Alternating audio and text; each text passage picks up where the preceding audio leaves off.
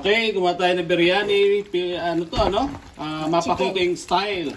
Chicken siya. Nilagay lang natin siya na biryani, ano na, mix na to. Masala mix. Ito, masala din siya, oh, pero iba nito lalagay natin sa rice. Tapos lagyan natin siya ng yogurt. Tapos lagyan ko lang ng konting amit pa. Taas-taas eh. Yun lang. Tapos babad lang natin ito ng isang oras. Babad natin siya ng isang oras. Tapos after that, pwede na natin siyang lutuin. Okay? Ito, mayroon siyang klabo o pako kung tawagan sa Tagalog. Kasama na yun dyan. Kumpleto na kasi ito. Tapos yogurt lang pagkatapos yan. Okay? After 1 hour, lutuin natin. Okay na. Okay. Gigisa na natin yung biryani natin, ha? Sa process, kasi dinagaso na. Ito, maraming sibuyas. Dagdagan pa natin. Tapos meron tayong konting luya, bawang. Gagawin natin itong ginger and tsaka garlic paste. Yung okay. ating... Didikin lang na ganyan. Tapos umpisa na natin kisa ngayon. Ito. Madalian na luto yan, ha? Mabilisan lang. Papa yan. Okay. Papa and mama. Ayan. At tayo natin mag-golden brown siya. At saka natin siya lagay yung manok na. Tapos lagay natin yung paste na ginawa. Okay ba?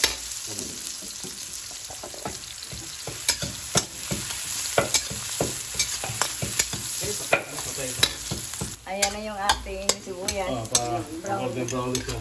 Okay, ito na yung bigas natin, no? Nahugasan na siya. Nahugasan natin ito mga 4 na beses hanggang 5 hanggat may naamoy kayong ano. Tapos hugas, lagay natin ito. Nagpakulo lang tayo ng tubig. Ay, pinakulo yung tubig. Tapos saka natin lagay ito. Ano? Yun o, nag-usok-usok. Yan lang, ganyan. Mga ano lang yan? Mga pakuluan nyo lang ng mga 5 minutes. Kung hilaw pa siya, okay lang yan kasi lulutuin nyo pa naman yan eh. Nalagay nyo pa naman doon sa kanin, di ba? Sa ating manok. Kaya 5 minutes na siya makuluan. Okay na siya. After 5 minutes, patayin nyo na yung apoy. Yan o. Ito pala, nilagyan ko lang na ano to. Nilagyan lang namin ito ng paminta.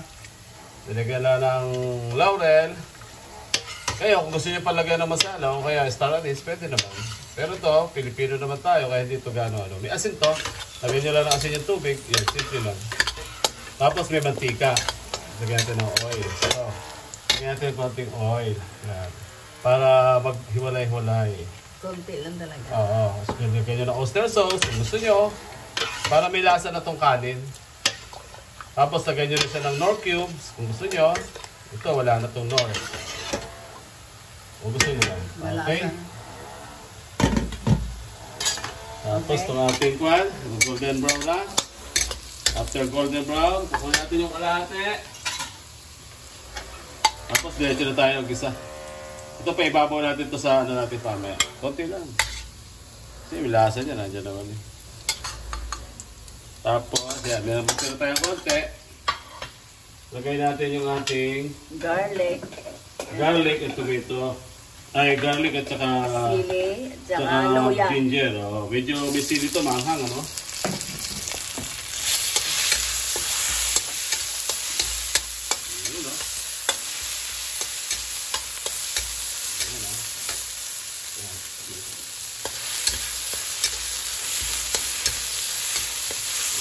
Lang. Tapos ang ating manok na. Isunod na natin yung manok natin. Yan ang process. Kasi kagabi pa namin ito binaba. Dilagay sa freezer. Yan, nilagay ko. Pwede na natin ito. Yan. Kaya na natin pag-walayin. Ayan, ganyan na. Meron na kasing itong ano eh. Nag-yelo eh. So, hindi na siyang yelong-yelo. Oo. Pwede naman natin siya ganyan. Para mas madali mag-luto. Natin tayo na ganyan. Una kasi yung lugar natin. Kaya naman pala ng sabay. Mabuti pa rin dito rin na bumasin.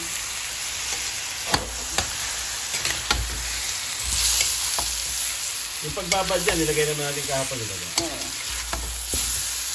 Ayan, yung masala. Tikman lang natin yung Indian food. Mapa cooking style.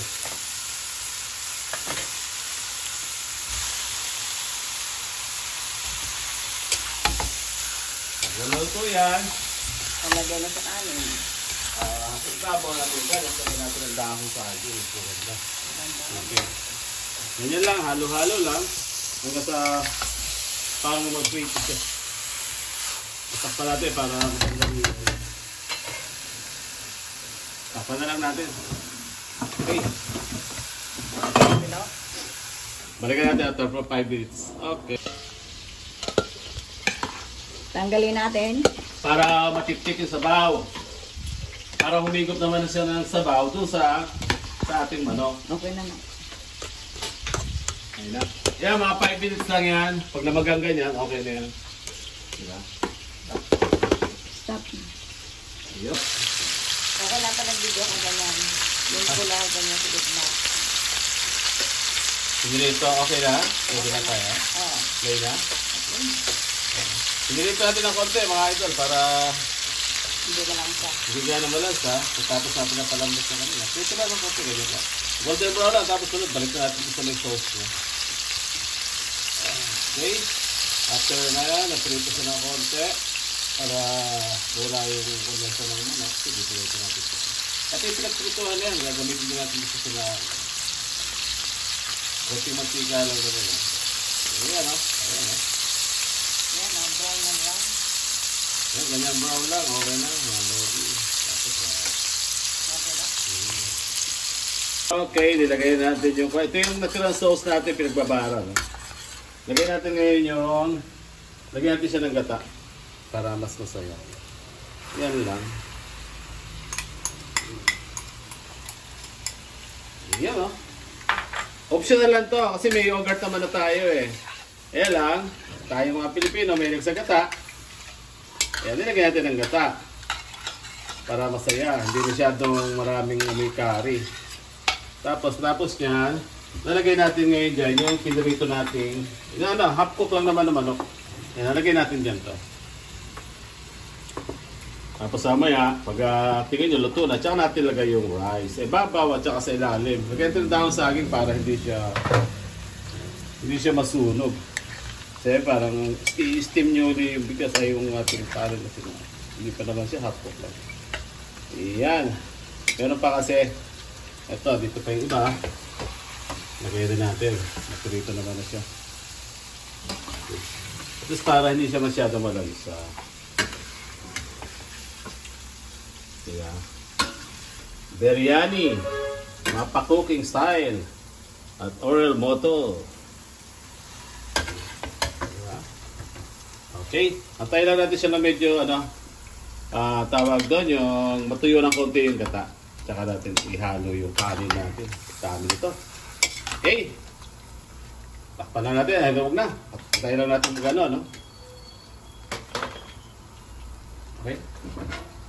Okay, lagay na natin itong ating dahon saging sa ilalim para hindi siya masunog, mga lodi.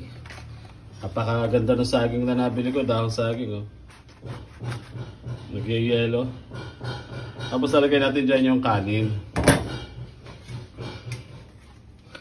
Tapos, uy, yun dami. Meron pa naman tayong pang ibabaw.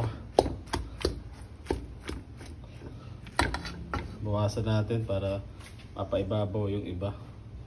Wala tayo tika video mga lodi. Bawasan.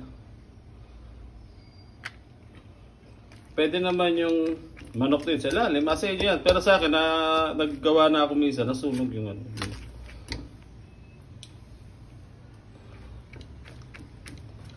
nagkaroon, dumikit yung manok. Pwede naman to kasi meron na siyang dahon ngayon. Pwede nyo lagay dito yung manok sa ibabaw. Tapos ang manok, uli? Ito yung manok natin, mga lodi. Lagay natin sa ibabaw. So, sabaw-sabaw pa yan. Ayun, lagay natin dito.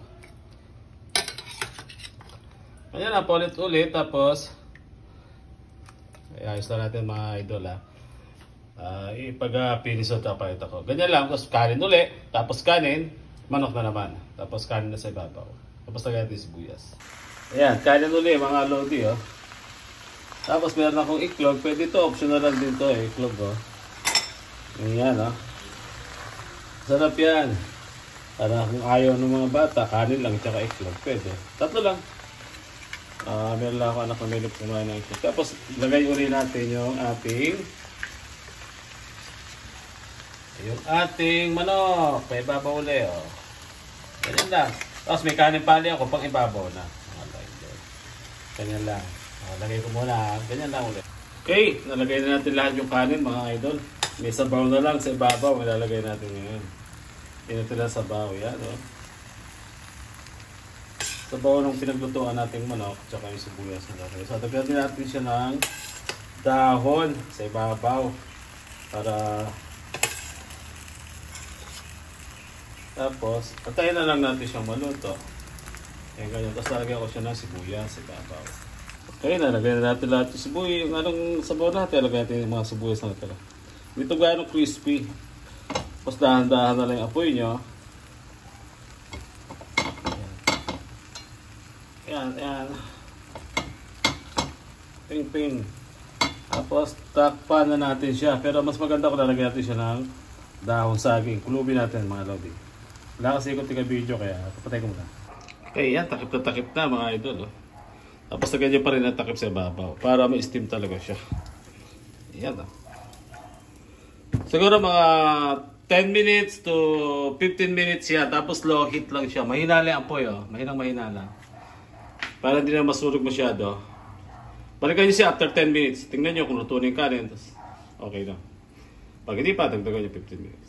Okay, luto na yung ating biryani. Hinimapa cooking. Ayan, luto na yan. Ang sarap inibabaw yung ating sibuyas. Okay na yung ating biryani. Okay, like and subscribe kay Mapa Cooking. Like and subscribe. Thank you for watching.